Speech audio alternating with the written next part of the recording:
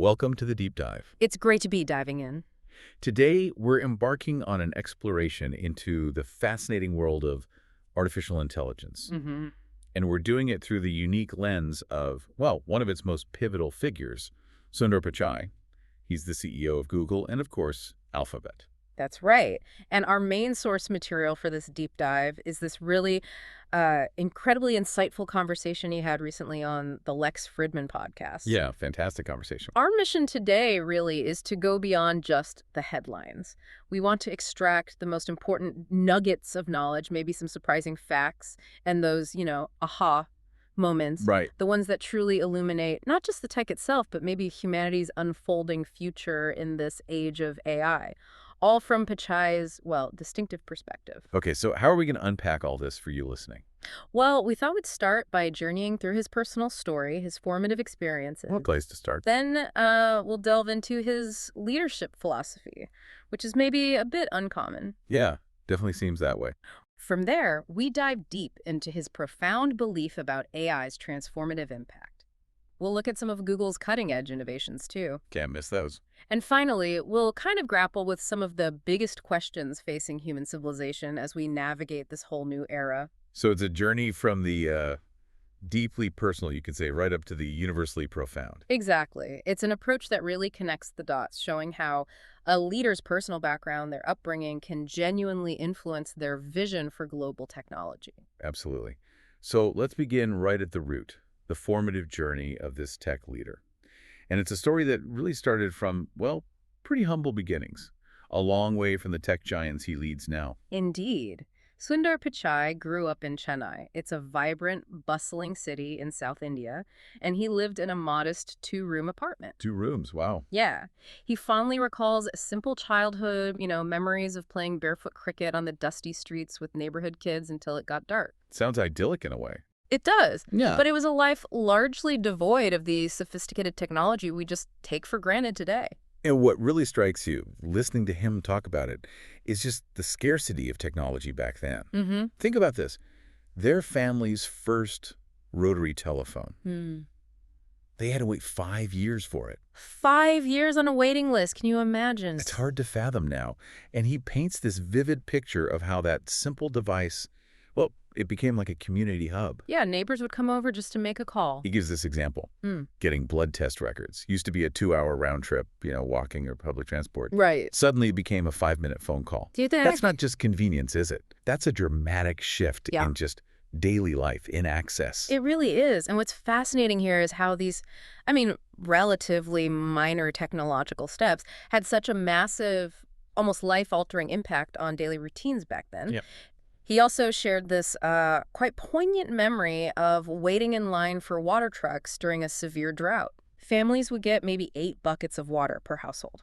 That was it. 8 buckets. So the later arrival of running water, and then imagine a water heater for hot showers. That was another profound technological shift he saw firsthand. These weren't just abstract ideas of progress then, were they? Not at all. There were tangible improvements, quality of life upgrades. And then there's the almost legendary story of the VCR. Ah, yes, the VCR. He remembers getting a Panasonic VCR, maybe 12th grade. And he suspects it was actually smuggled in. Yeah, given how rare consumer electronics like that were back then. Right. And he has these incredibly distinct, almost discrete memories, he calls them, of watching recorded World Cup football games and bootleg videotapes for movies. So it wasn't just passive entertainment for him. It was like a window, right? A window into culture, information that was just completely inaccessible before, a different kind of connection to the world outside Chennai. Precisely. And these early, really tangible experiences where tech directly eased hardship or just opened up new possibilities, they all kind of converged into this singular light bulb moment for him. He describes it that way. He truly grasped, like at a really deep level, how technology could dramatically change lives, change society, and the sheer opportunity it brings. Yeah, this subliminal takeaway, as he puts it, it wasn't an academic lesson learned in school. No. It was this lived conviction that just profoundly shaped his future path, his whole understanding of what technology could do. It's remarkable, isn't it? how those early, almost mundane struggles with limited resources, limited tech, could spark such a profound understanding and, well, drive. Absolutely. But that hunger for knowledge, I imagine it wasn't just about technology, was it? Oh, not at all. A hugely significant influence in his life was his grandfather. Okay. Worked in the post office. Pichai describes his grandfather's handwriting as like the most beautiful he had ever seen. Wow. And he remembers him as just incredibly articulate. It was his grandfather who introduced him to this wide, kind of eclectic array of books. Like what kind of books? Everything. Spanning from, the philosophical depth of Ayn Rand Okay. to lighter stuff, what Pichai humorously calls stupid crime novels. Huh. A bit of everything. Exactly. Yeah. This diverse exposure wasn't just about reading. It ignited this deep, intrinsic hunger for knowledge, a real thirst for understanding the world through all these different lenses. And this is where it really clicks together, doesn't it? He explains how this early access to knowledge, this hunger for it, just resonated so deeply with Google's core mission. To organize the world's information and make it universally accessible. Exactly. Yeah. It wasn't just, finding a job that fit for him. Yeah. It truly set this foundational path for his whole career. It aligned his personal journey with this massive global ambition. Yeah, you could almost say it felt predestined in a way. It does. It really underscores how these deeply personal, formative experiences can line up with and actually fuel these huge global missions. Yeah. Gives you powerful internal compass as a leader. Yeah, that drive for universal access to information born from his own childhood experiences of scarcity. Yeah. It became a guiding principle. Which leads us perfectly into looking a bit deeper at his leadership. Let's explore Section 2, the uncommon leadership philosophy of Sundar Pichai. Right. When you picture the CEO of a multi-trillion-dollar company, especially in the tech world, which is often seen as pretty cutthroat, Oh, absolutely. you often conjure up a certain personality type, don't you? Maybe aggressive, intensely competitive, Yeah. maybe even a bit ruthless. Yeah, the stereotype is definitely there. But Pichai seems to defy those expectations, doesn't he? He genuinely does. I mean, despite rising to the absolute pinnacle of what is, let's face it, a fiercely competitive industry, Pichai maintains this leadership approach that's characterized by remarkable balance, deep humility, this sort of inherent kindness, and a consistent willingness to actually listen to everyone around him. It runs so contrary to the common assumptions we have about top leaders in those kinds of demanding, high-stakes jobs. It's like a different kind of strength he shows. It really is. It's a refreshing departure from that stereotypical hard-nosed executive image. Yeah, and he's even compared his leadership style to man management in sports. Right, like what you see with truly great football or soccer coaches. Exactly. The goal isn't to dominate or exert brute force, is it? It's more about truly understanding people, unlocking their potential, and ultimately getting the absolute best out of them. Creating an environment where excellence can just flourish on its own. And that's a crucial distinction he makes. He emphasizes finding mission-oriented people. Okay, what does that mean exactly? Individuals driven not just by a paycheck or status, right, but by a genuine belief in the purpose of their work. Intrinsic motivation. Exactly. People who possess this inner drive to excellence. His role, as he sees it, becomes one of nurturing and motivating that motivation that's already there.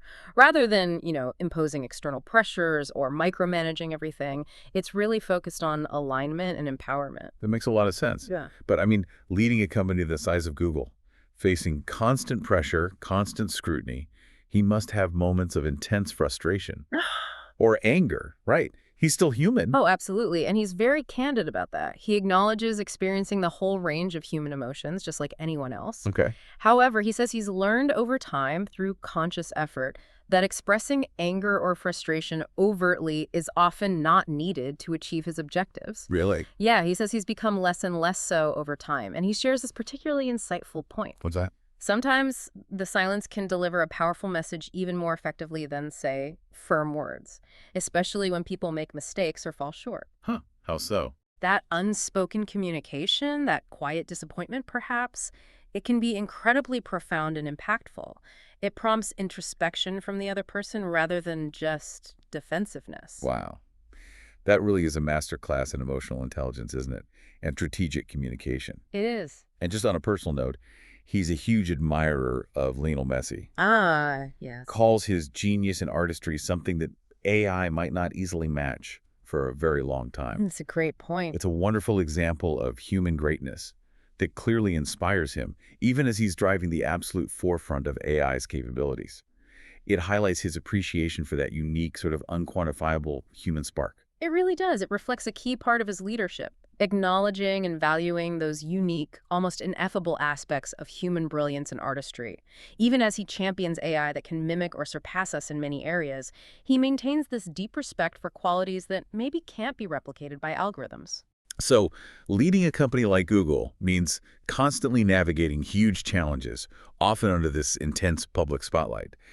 How does he handle the criticism that just inevitably comes his way? I mean, there were articles, especially early on when he became CEO, saying he was the wrong guy, that Google was lost, even done. That kind of noise must be just deafening. Yeah, his strategy is this deliberate, very disciplined practice of tuning out the noise Okay. and rigorously separating signal from noise. He uses this brilliant analogy, Oh, yeah. scuba diving. He says the ocean's surface can be incredibly choppy, right? Turbulent with waves. But just 1 foot under, it's the calmest thing. Wow, that's a great visual. It perfectly illustrates how he finds that internal calm, that clarity amidst all the external turbulence and relentless public commentary. He acknowledges, some external feedback is valuable signal. You have to listen to it, act on it. Sure. But a vast amount of it is just noise. Stuff that can distract you, drain you if you don't actively filter it out. That's a mental discipline I think many of us could benefit from. He sounds incredibly centered. He seems to be. Now, he's also had to make some incredibly bold, genuinely consequential decisions as CEO. What are some of the biggest, most pivotal ones that really stand out from the conversation? Well, one of the most significant strategically vital decisions was definitely the choice to merge Google Brain and DeepMind. Right, those were two separate AI powerhouses within Google. Exactly. Yeah. Two world-class AI research groups, each with its own culture, its own objectives. He calls merging them a very important decision needed to meet the moment of accelerating AI progress. He compared it to merging Stanford and MIT, didn't he? He did. Like taking those two giants and merging them into a single unified entity. And he was very open about the challenges involved, admitted to sleepless nights during that process. I can only imagine. The sheer complexity of aligning diverse research agendas, different organizational cultures, all for one overarching goal. It must have been immense. That sounds like an incredible feat of that management he talked about just in itself. Absolutely. What other decisions really show his strategic foresight? Well, his strategic foresight in investing heavily in specialized AI infrastructure, particularly TPUs. Tensor processing units, Google's custom chips. Exactly. Custom chips designed specifically to accelerate AI workloads. And this decision was made 10 years ago. 10 years ago, wow. Yeah, long before the current, explosive AI boom really took off. It was a massive, long-term bet on the future of AI. Crucial for scaling the immense compute power you need for training and running these huge language models. And it took time to scale, he said. It did. But that forward-thinking investment is now paying off massively. It gives Google a significant advantage in the whole AI race. And he even made what seemed like a counterintuitive move with Waymo, right? Google's self-driving car project, especially when many were getting skeptical. Yes, that's another prime example of his conviction. He decided to actually invest more in Waymo precisely when others were doubting its viability, its long-term potential.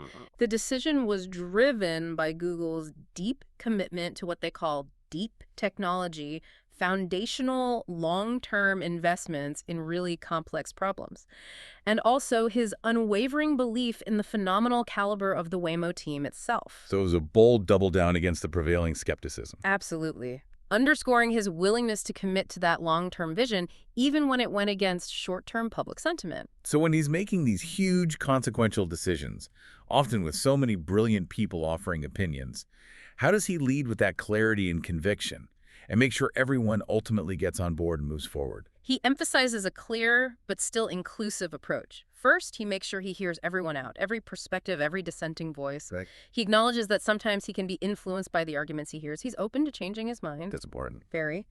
But crucially, once he has processed all that input, he states his clear conviction for the path forward. And then he invokes that principle common in high-performing organizations. Which is? He expects people to disagree and commit. Disagree and commit. Right. It means vigorous dissent is encouraged during the discussion phase. But once a decision is made, everyone is expected to fully commit to it, work together to implement it, regardless of where they initially stood. That fosters both open debate and decisive unified action. Makes sense. Exactly. This all brings us very nicely to the profound topic of AI itself. Let's dive into section 3. AI as the most profound technology and its transformative impact. Pichai has a pretty strong, pretty consistent stance on AI's place in human history, doesn't he? Oh, he absolutely does. Going back as early as 2017 or 2018, he has consistently expressed this deeply held belief that AI's impact will far surpass everything we've seen before. Far surpass everything. Everything. This isn't just, casual hyperbole for him. Mm. He genuinely believes it will be more impactful than monumental shifts like the Industrial Revolution, the coming of electricity, the invention of computers, or even the spread of the internet. Wow. Yeah. That's a huge statement. He sees it as a fundamental inflection point for humanity.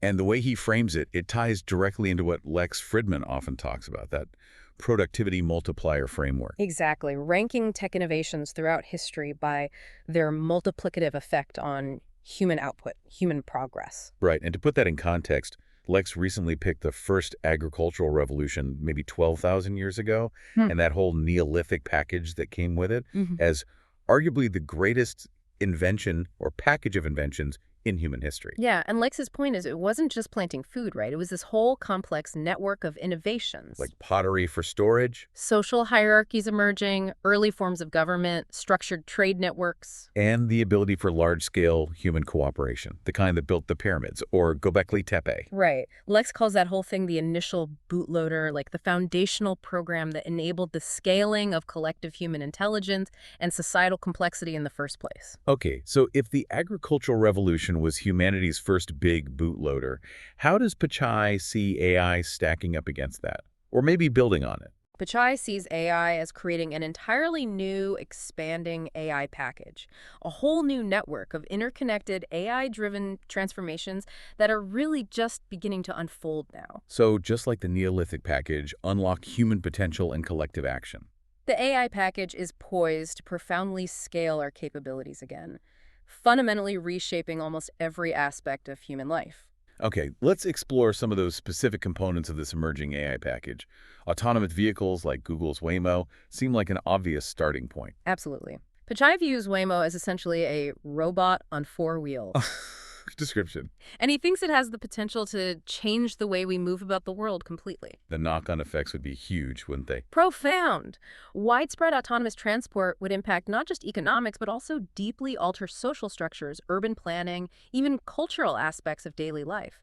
Imagine cities totally reimagined when car ownership isn't a necessity anymore. Yeah. Or the implications for individual freedom and accessibility for people who can't drive now. It's mind-boggling.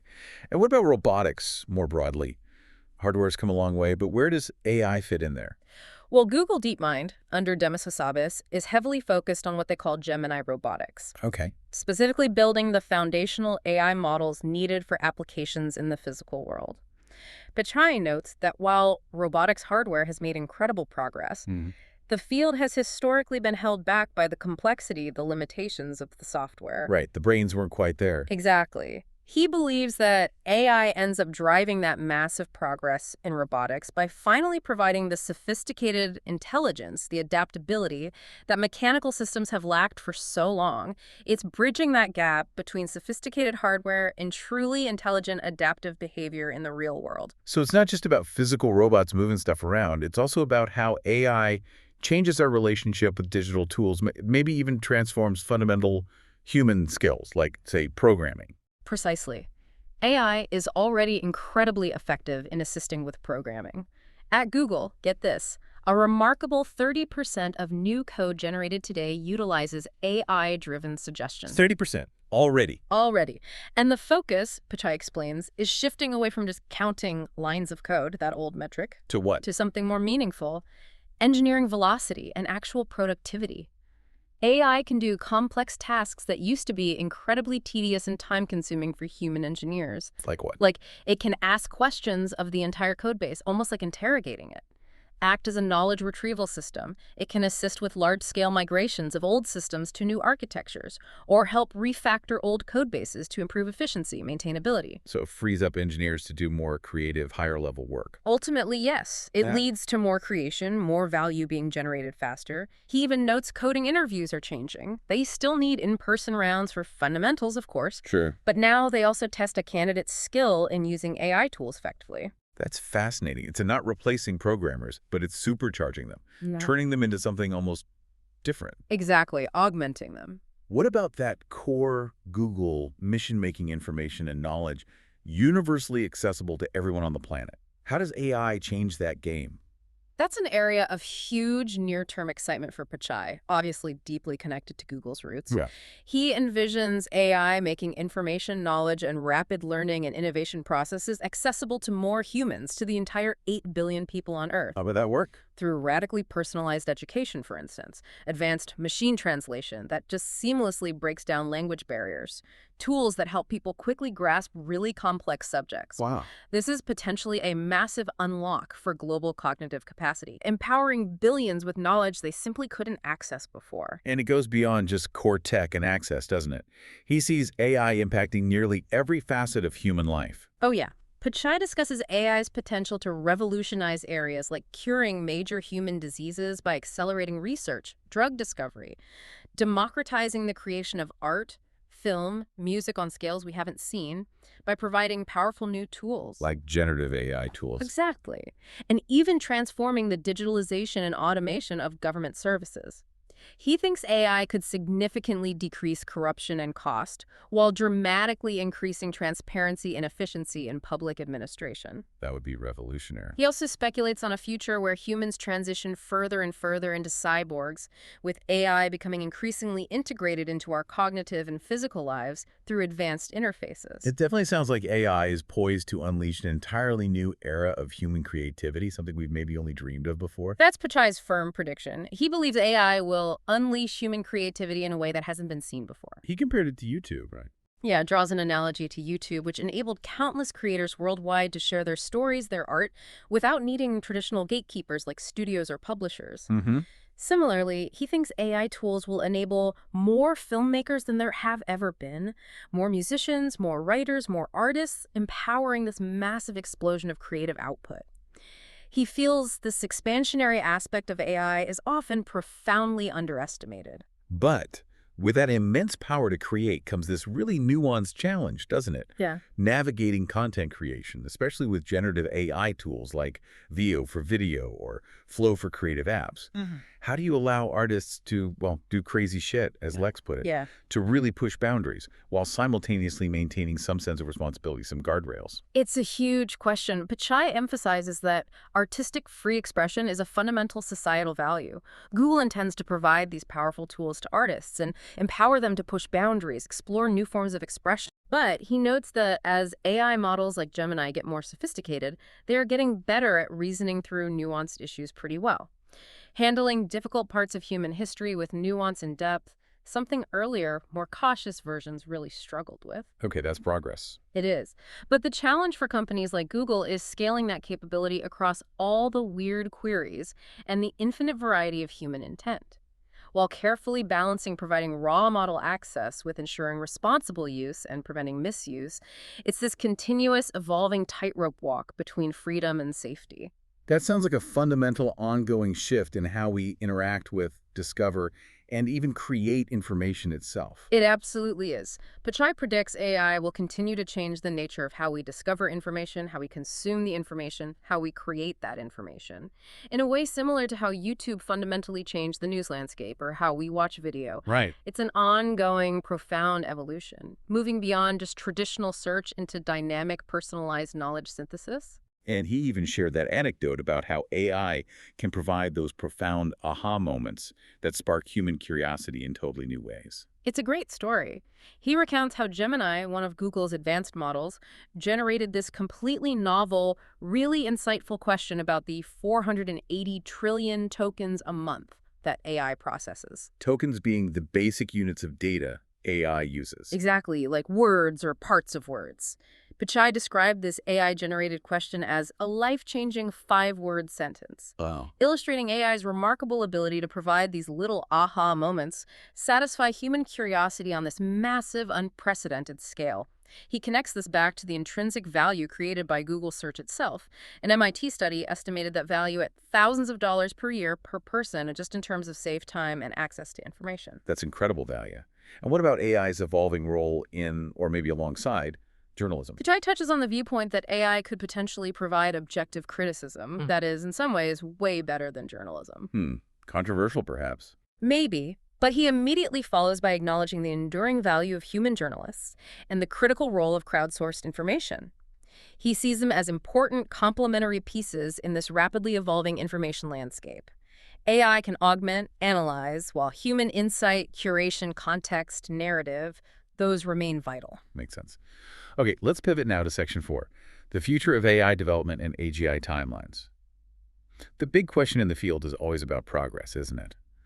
Are we hitting a wall with AI development, or is there still significant room for advancement? According to Pichai, and this is echoed by Google's top researchers, names like Demis Hassabis, Kore Kavukoglu, Jeff Dean, Noam Shazir, even Sergey Brin, The heavy hitters. the heavy hitters, they believe there is indeed significant headroom for continued AI progress. He says progress is very obvious to see across basically all dimensions of AI development. Like what? From pre-training these huge models on vast data sets, to post-training refinement, to test time compute, basically how efficiently you can run the models, and also sophisticated tool use by the AI itself. Tool use. Like the AI using other software. Exactly. They are continuously making models more agentic, better at planning, acting, achieving goals autonomously, and evolving them into more general world models, AI that possesses a deeper, more holistic understanding of how the world actually works. He gave an example, right, with video generation. Yeah, he cited VO3, Google's latest video generation model, said it has dramatically improved physics understanding compared to earlier versions.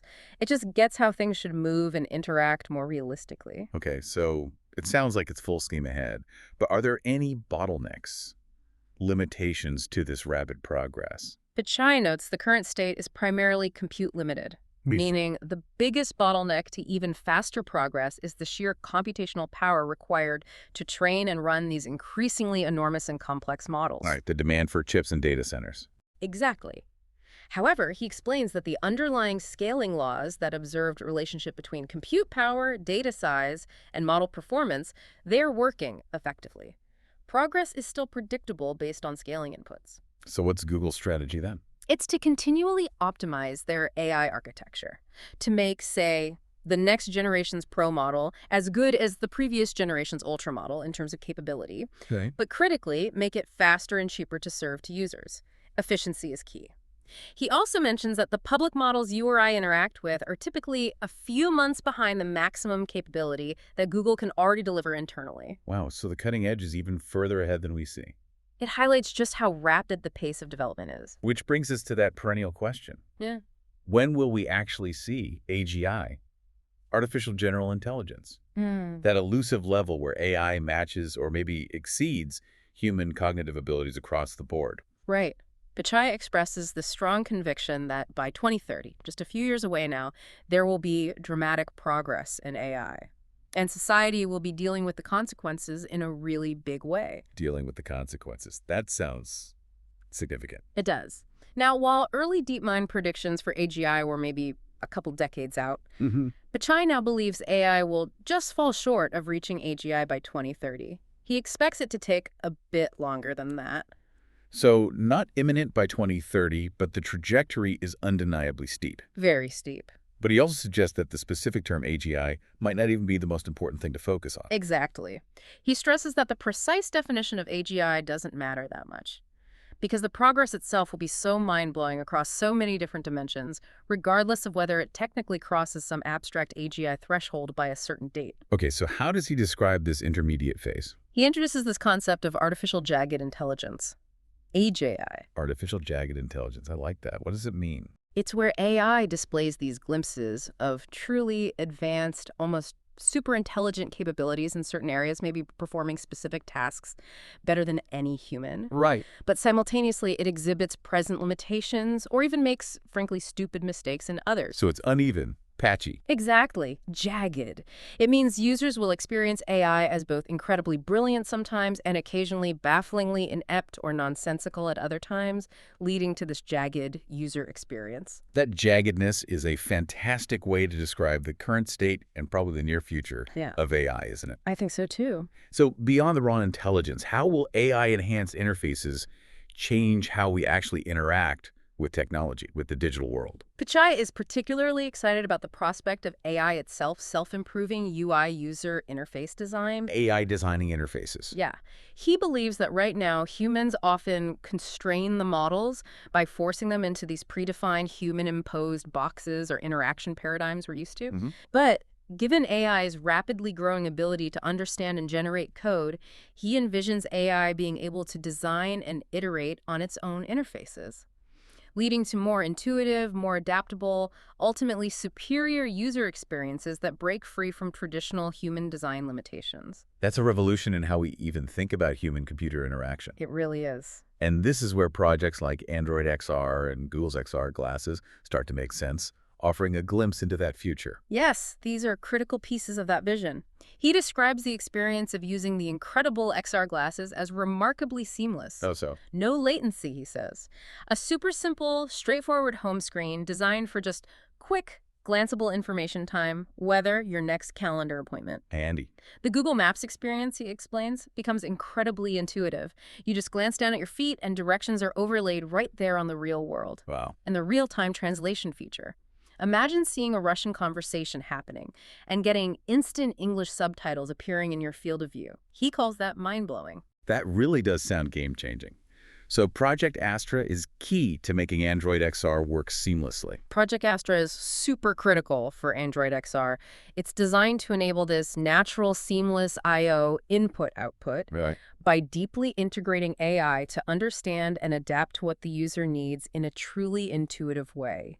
It's a radical rethinking of the traditional apps and shortcuts model we have on our phones. So instead of opening an app, You'll just interact naturally, speak, gesture, look. yeah, And the AI will anticipate and provide information or perform actions contextually without you needing to navigate menus. when can we expect to see this? He notes these XR glasses are expected for developers later this year and hopefully for consumers next year. So it's not just science fiction, it's actively being built. And then there's Google Beam. This one sounds really out there. It absolutely does. Mhm. Pichai describes the mind-blowing experience of Google Beam. It creates real-time 3D holographic communication. Holograms, like Star Wars. Pretty much. He says it's so realistic it makes it feel like participants are literally sitting at the table sharing a table together. No way. He emphasizes the astounding lack of latency, the spatialized audio so voices sound like they're coming from the exact location of the hologram. He even recounted a demo where he felt the sensation of being touched during a virtual high five. Okay, that's uncanny. So this goes way beyond just making remote meetings less boring. Profoundly beyond that, Beam is designed to make meetings more human, more deeply fulfilling, preserving that vital human connection, the nuances of nonverbals, posture, micro-expressions that get lost on flat screens. Mm-hmm. He highlights its transformative potential for connecting loved ones separated by distance, grandmothers and grandchildren, deployed soldiers and their families. That's powerful. He even suggests it could enable world leaders to make significantly more progress in complex negotiations through enhanced, almost like being there communication, referencing how important face-to-face meetings have always been in diplomacy. It's about bridging the physical divide while keeping the richness of human interaction. Okay, let's move to section 5. This is maybe the most critical, most thought-provoking part. The P-doom scenario, the probability of humanity's doom because of AI and Pichai's enduring optimism for our future. He's remarkably frank about the risks, isn't he? He really is. Pichai frankly states that the underlying risk is actually pretty high for P-doom scenarios related to powerful, maybe unaligned AI. So he's not just dismissing the fears. Not at all. This isn't some naive, techno-optimistic denial. It's a sober acknowledgement of the profound challenges that come with building something this transformative.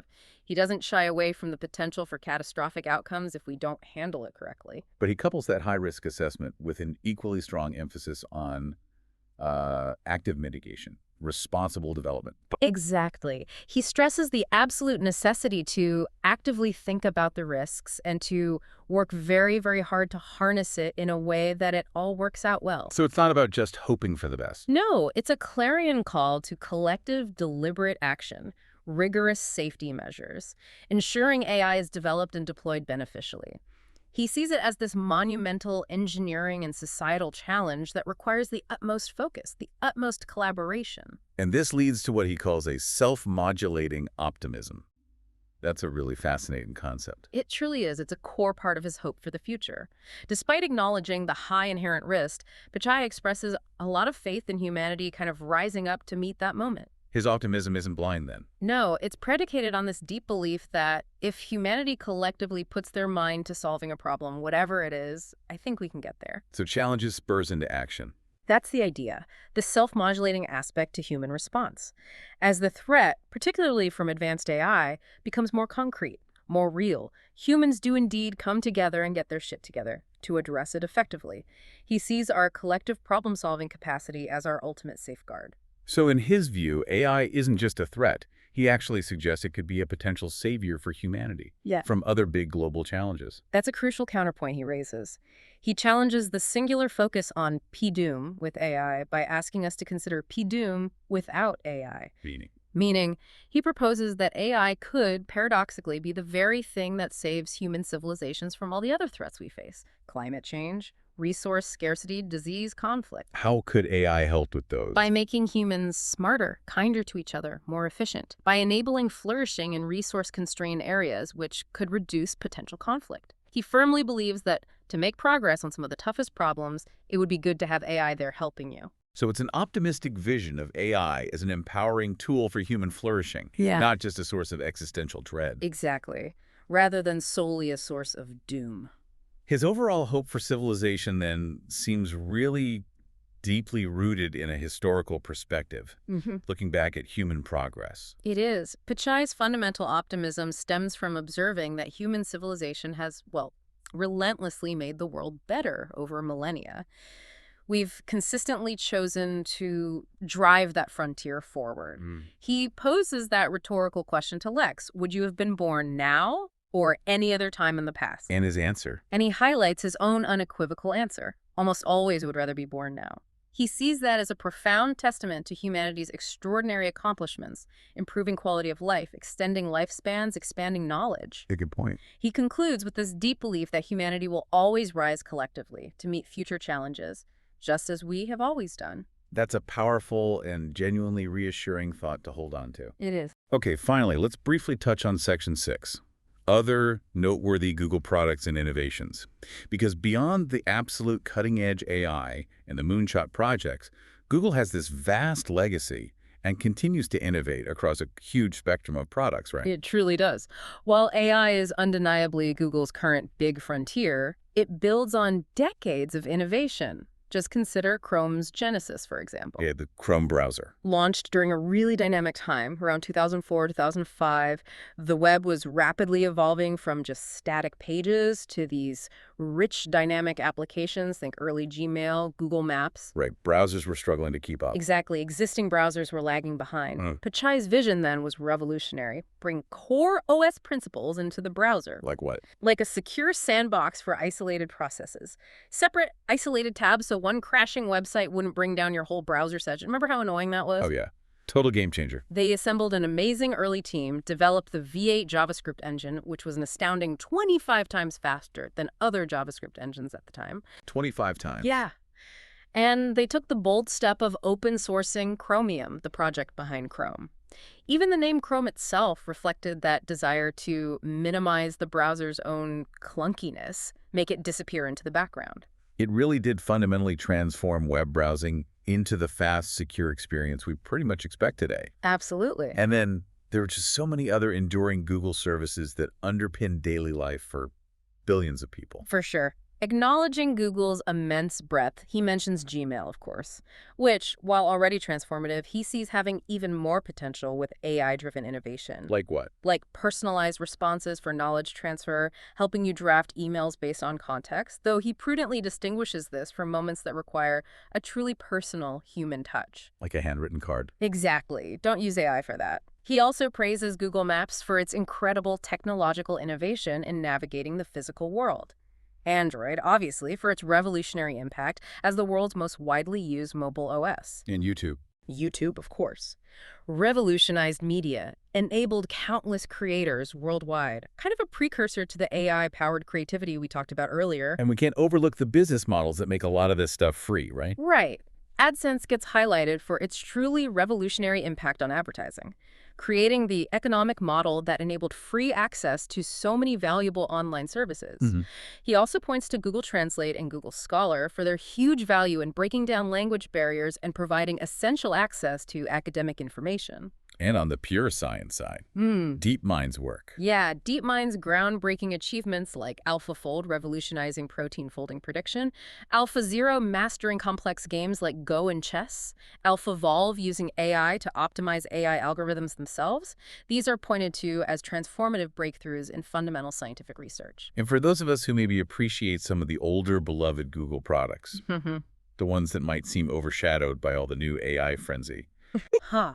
Yes, there's a lighthearted but important confirmation for some users. Pichai assures listeners that Google Voice won't be killed off, Relief for some. which, for its dedicated users, is a significant signal of continued support for even older, cherished products. Finally, he notes quantum computing as another low-key but potentially immensely impactful area where Google is investing heavily. With potential to change the world forever. Through vastly accelerated computation for certain problems. And of course, we have to mention the integration of AI directly into Google Search itself.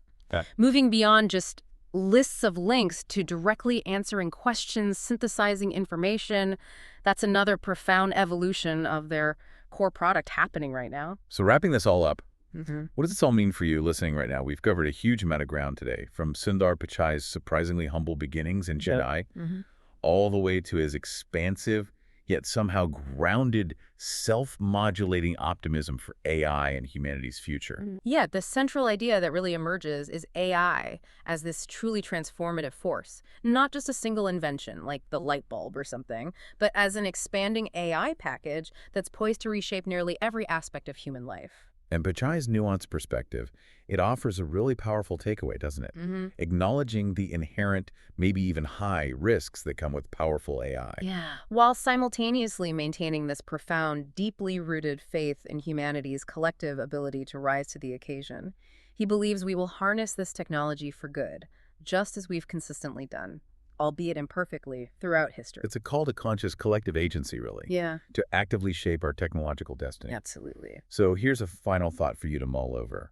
If AI truly enables us to offload so much of our traditional work, so much knowledge acquisition, allowing us, as Pichai suggests, to focus more on what brings us most joy and fulfillment, what is that holy grail for you? A big question. What passions, what explorations, what connections would you pursue if more of the routine stuff was handled? And maybe even more profoundly, if you were given the chance to speak with a truly intelligent AGI, one that could understand you in a deep way, what fundamental questions about existence, about consciousness, about the universe, what would you ask it? Wow. It's a future that's both incredibly challenging, but also undeniably incredibly exciting to contemplate.